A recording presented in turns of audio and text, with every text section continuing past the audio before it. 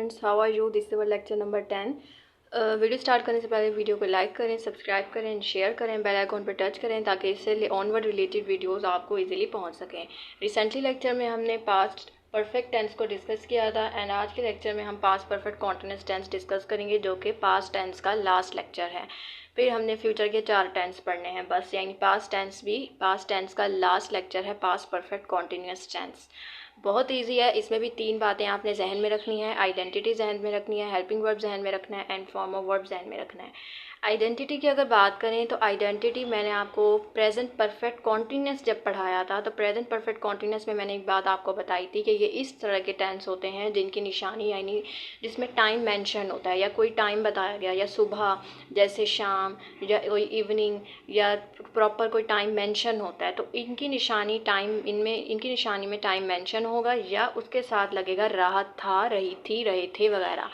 और अगर हम पास्ट की बात करें, क्योंकि पास्ट में था, थी, थे लगता है और कॉन्टिन्यूस लग गया तो रहा, रही उसकी वजह से लग गया। यानी प्रेजेंट परफेक्ट कॉन्टिन्यूस जब हमने पढ़ा था तो प्रेजेंट परफेक्ट कॉन्टिन्यूस में टाइम तो मेंशन हुआ था लेकिन उसमें लगा रहा है, रही है, रहे है लगा था, क्योंकि वो प्रेजेंट में था, उसमें था, थे, थी नहीं लगा था। तो ये आप इसकी आइडेंटिटी जहन में रखिएगा।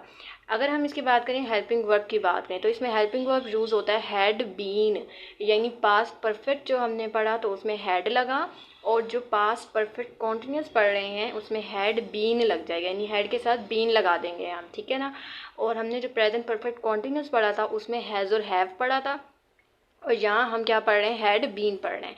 फॉर्म ऑफ वर्ब की बात करें तो फॉर्म ऑफ वर्ब इसमें कौन सी फॉर्म वर्ब यूज़ होती है, fourth form of verb use होती है, यानी आईएनजी फॉर्म, जैसे reading, writing, cooking, eating, singing, ये सब यूज़ होती है, यानी आईएनजी फॉर्म यूज़ होती है। यानी मैंने आपको बताया था जिस टेंस में कॉन्टिन्यूस आ जाता है तो उसमें fourth form of verb use होती है। और इस तरह के टेंसेज में देखिए प्रॉपर कोई आ जाते हैं past perfect continuous, future perfect continuous and present perfect continuous tense, जो इस तरह के सेंटेंस में सिंस और फॉर का भी इजाफा होता है।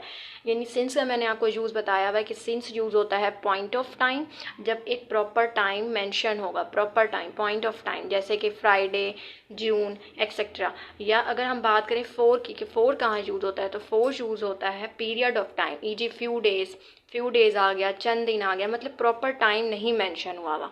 अगर हम इसकी एग्जांपल्स की बात करें तो मिसाल के तौर पे सिंपल सेंटेंस देख लेते हैं, सादा फिक्रा, वो सुबह से खेल रहा था, वो सुबह से खेल रहा था, तो इसका बनेगा he had been playing since morning, यानी ही सब्जेक्ट हो गया, प्लेइंग जो है वर्ब हो गया एंड सिंस हमने लगाना है क्योंकि इस तरह के सेंटेंसेस में सिंस और फॉर लगाना है इसमें। और मॉर्निंग के साथ एक मॉर्निंग सुबह का टाइम इन्होंने प्रॉपर टाइम बोला हुआ है तो मॉर्निंग के साथ हम सिंस लगाएंगे, तो SVO प्रोसीजर इस पर अप्लाई होता है। अगर हम बात करें मनफी फिक्रे नेगेटिव सेंटेंस की, वो चंद दिनों से खाना नहीं खा रही थी, यानी इसमें चंद दिनों भी आ गया और रही थी भी आ गया, तो निशानी तो ये इसी पास्ट परफेक्ट कॉन्टिन्यूस पे ही फॉलो करती है।